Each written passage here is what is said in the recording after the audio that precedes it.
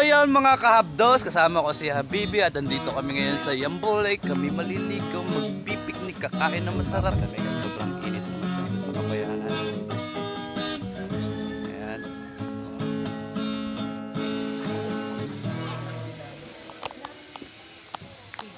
At ayun na nga guys, ito magbabayad na nga kami ng entrance, 20 pesos each nga pala ang entrance dito. At ang cottage ay babayaran namin sa halagang 300 pesos. Ayan, magbabayad na sila ng aming cottage tsaka entrance namin.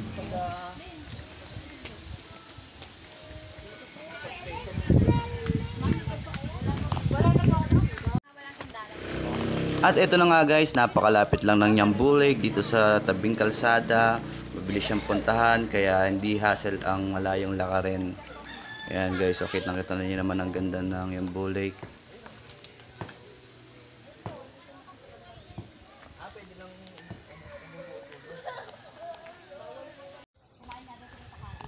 Napakalinaw din ng tubig dito sa Yambo Lake. Ayan, yan yung mga cottage na pinaparentahan nila. May balsa, yun yung cottage namin at worth of 300. Table lang siya na meron siyang dalawang bangkuan. Ayan, hanga sila sa ganda ng Yambo Lake. Ayan, yung cottage niya yan ay nagkakalaga ng 1-2 kung apat kayo. And 200 ang isa kapag maramihan naman. Pinagbabawal nga pala nilang tumambay dyan sa cottage na yan. Pwede siguro kung kayo magpipicture lang, kung magbibideo yan. Pero pinagbabawal nila yung mga tatambay dyan kasi nga naman baka may ilang yung arkila kapag may nakatambay dyan.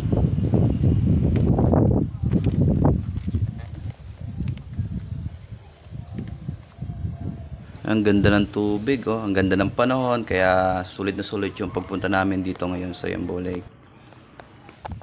Hello guys, we're here in Yambo Lake dito sa Nagcarlan, Laguna. Nagcarlan pa ba?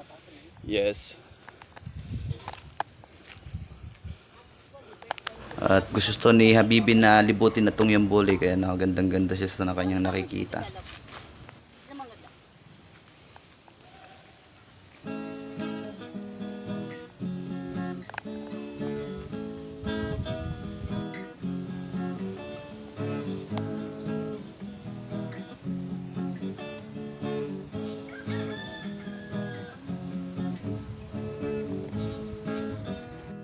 Bayan din tayo. Siguro mas maganda siguro kung lalagyan siya ng bubong para hindi ganun kainit. Tapos nakikita niyo ba yan? Yung lake na yan, paikot yan. Yan. Pwede kayong umarkila sa kanila ng balsa. Yan. Merong may bubong, tapos merong may wala. Ang alam ko lang, tinanong ko kay kuya, yan daw, yung balsang yan is 1-2. 1-2 yung arkila, then 1 hour kayo paikot-ikot dyan, yan. Maganda kung mas marami kayo, barkadahan, pupunta kayo dito.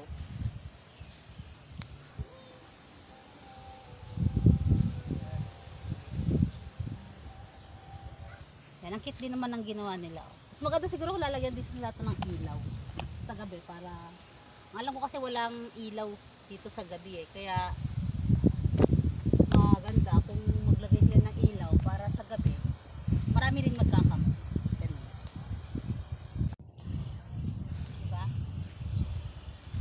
Hindi naman ganun kainit yung singaw niya.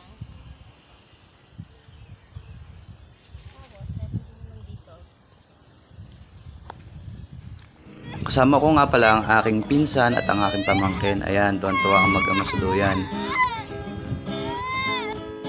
At nakikita ko nga pala si Kuya Soren na nangunguha ng kangkong, kaya tinulungan ko na rin siya munguha ng kangkong. Ang dami ng kangkong, pwede namin itong ulam mamaya. Tama to. Medyo mahirap nga lang siya kunin at nasa baba siya, medyo malalim rin yung tubig, konting tapak lang namin, pwede kaming dumuusos dyan pababa, kaya alalin lang kami, nasa tabi lang kami habang nangunguha kami ng kangkong.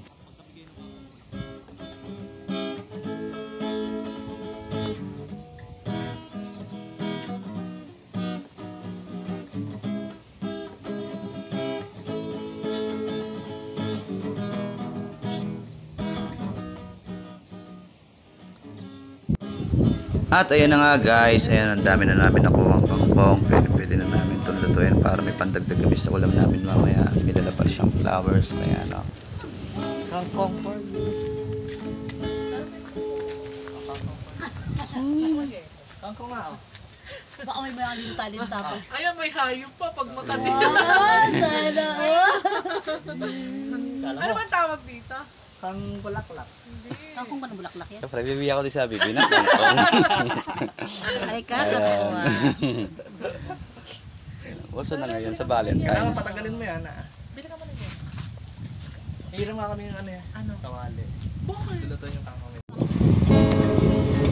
At ayan, nakita ko si Bibi nung unang tulya para may pagtagtumi sa ulam namin mamaya. Ayun lang, daming tulya. Oh. Kitang-kita, linaw. Yan, bibi. Nakalami ka na ng tulya, Bibi. Oh, sige, pangawa ka lang dyan. Damihan mo. Ayan guys, ang dami namin nakuha. At nangunga pa kami mamaya. Kukuha lang kami ng tagayan. At dinalungan ko na rin kumuha si Bibi na tulya para mabilis kami makarami.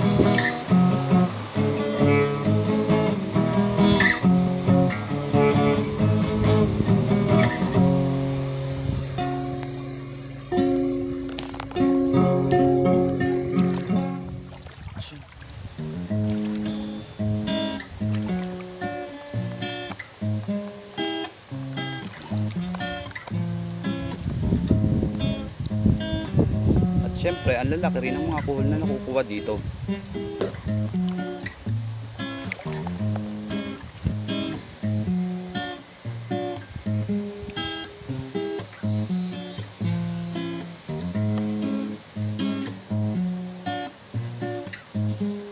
Tapos yan. At ito na nga pala, nakuha namin tulya. Halos nakadalawang tupper per na kape.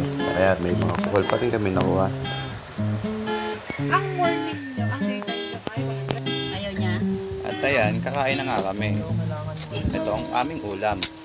Pakibuksan nga, Bibi. Ano ba tong ulam mong yan? Lobong manok. Bibi, anong ulam yan? Tata.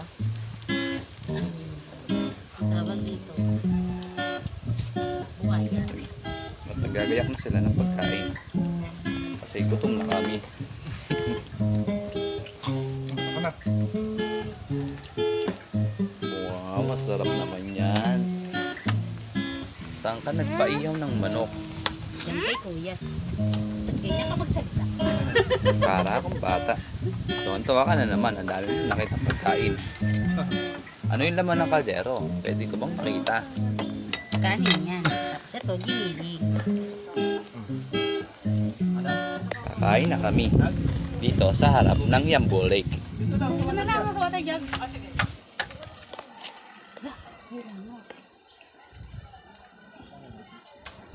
Kasama dapat yun.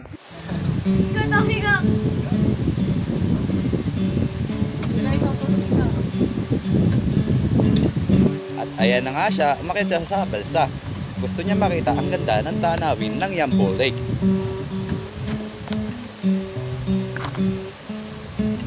Masarap maligo dito sa Yambo Lake kasi napakalinaw ng tubig. Kaya si Habibi, tatalon siya. Ayaw niya daw tumalon kasi baka daw siya mabasa. Malalim pa naman, hindi siya marunong lumangoy. At ayun na nga, muntikan na nga siyang mahulog. Sayang, hindi ko nahulog. Lalalim pala nun! Kabado si Habibi kasi muntikan na siyang mahulog. Di niya alam na gumagalaw pala yung balsa.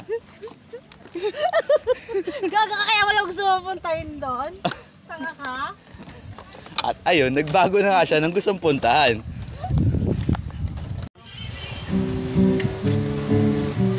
Boing!